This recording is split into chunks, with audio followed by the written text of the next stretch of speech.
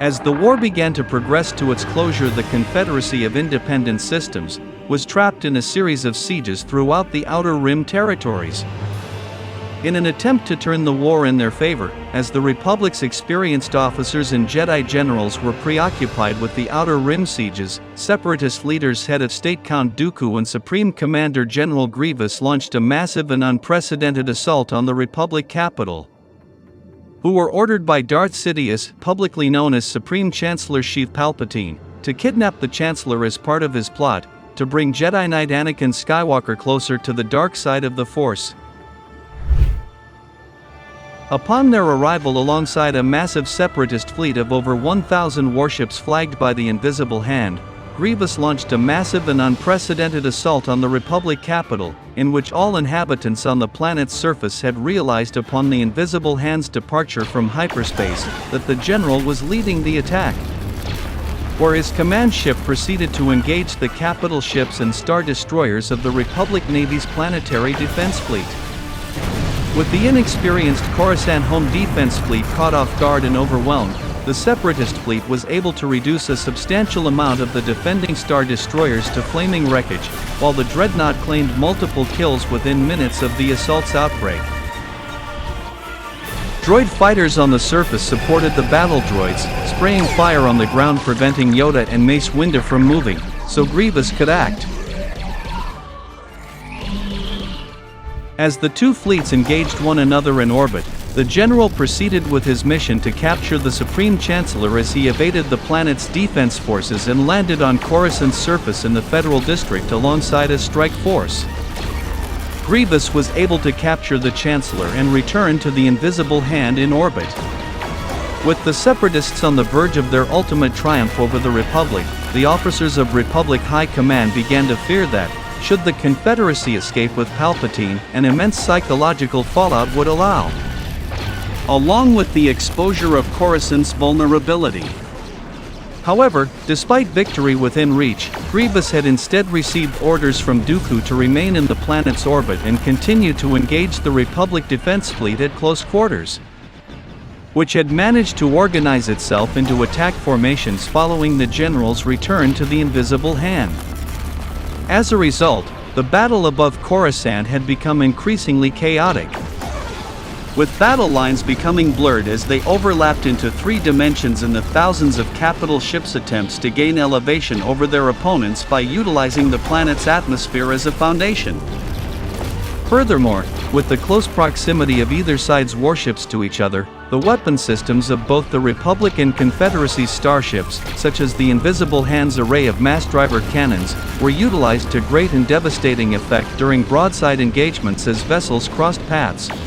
Following the arrival of reinforcements, including hundreds of warships from the Open Circle fleet, Grievous had rallied his remaining capital ships, as they began to trade fire with the Venator-class star destroyers, while also employing a brawl tactic in order to exploit the limited reactions of the droid crews and commanders, as they fought with an intensive desire to maximize the Confederacy's casualties, resulting in a free-for-all between the two forces. The Republic fleet also sought to destroy as many of their warships as possible, as well as prevent their withdrawal, forcing the Separatist capital ships of Le Crahal-class battleships, Munificent-class star frigates, and Recuson-class light destroyers, to battle the Republic for their very survival, resulting in heavy casualties on both sides. As the Republic fought to ensure the Confederacy's inability to withdraw, specifically the Invisible Hand, the Confederate government's battle plan had become less apparent as a result of the battle, but had instead appeared that their intentions were to cripple the Republic's fleet, with the space above the planet becoming choked by shattering hulks and flaming wreckage. However, despite the strategies employed by both fleets, the chaotic engagement itself had swiftly descended into local battles between nearby warships alongside support from starfighters, which filled the gaps of space between the capital ships. After Skywalker met with his former Padawan, Ahsoka Tano, who was preparing to launch an assault against Darth Maul and his forces on the planet Mandalore, Skywalker learned that the Separatists had kidnapped Chancellor Palpatine, and both he and Jedi Master Obi-Wan Kenobi were forced to come to Coruscant with their fleet group.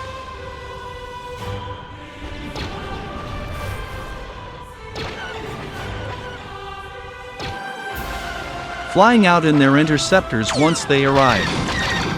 To assist the Jedi Generals in their mission to rescue Palpatine, elite clone trooper pilots of Clone Flight Squad 7, under clone pilot known as Oddball, who ordered his squad's V-19 Torrens starfighters to take point, which allowed the V-19 Torrens to punch a hole through the Separatist tri-fighters. And while 2 pilots were lost during this, the squad kept moving. Oddball brought his aggressive reconnaissance 170 starfighters to tail the Jedi. As they piloted their fighters towards the Invisible Hand, they found hundreds of vulture droids and tri-fighters swarming around the General's command ship. The Jedi engaged the enemy fighters with the help of the Clone Fighter Squad. In Skywalker's and Kenobi's struggle towards the Separatist flagship, the clones started to take casualties in the dogfight, and Skywalker wished to go back and help. Kenobi, however, would not let him, insisting that they had to stick to the mission. The Jedi and clones were then attacked by a swarm of vulture droids, and the droid starfighters fired missiles at them, but Skywalker managed to evade them by rolling, which caused the missiles' flight paths to intersect. Kenobi, however, was not able to avoid the missiles targeting him, and they eventually exploded, releasing a horde of buzz droids that attached themselves to his ship's hull.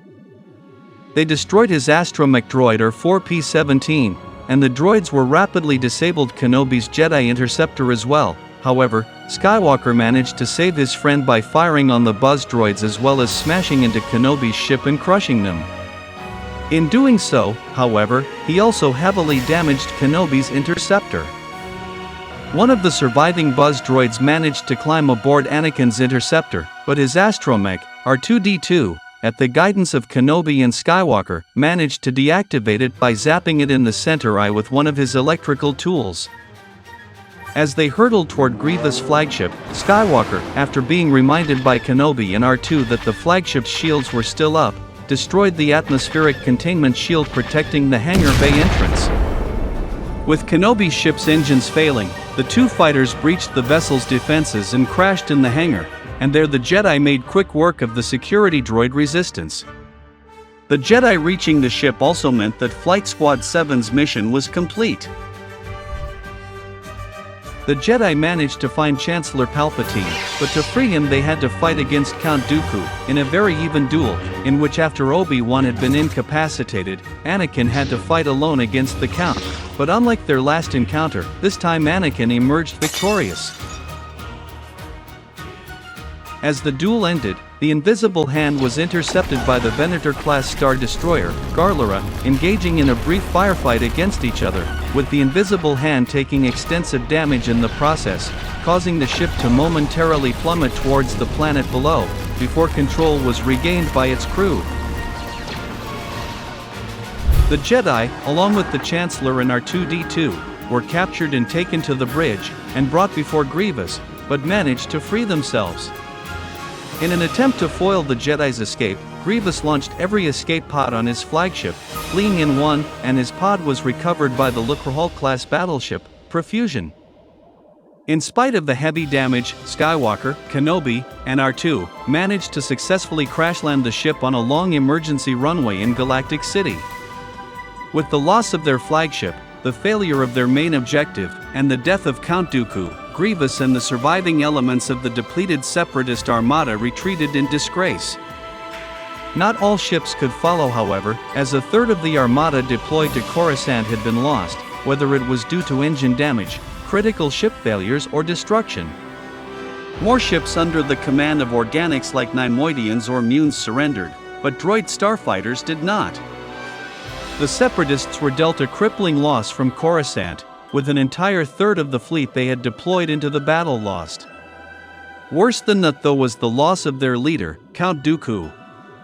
After his death, Grievous became the Confederacy's new head of state, but it greatly destabilized the Separatist control structure.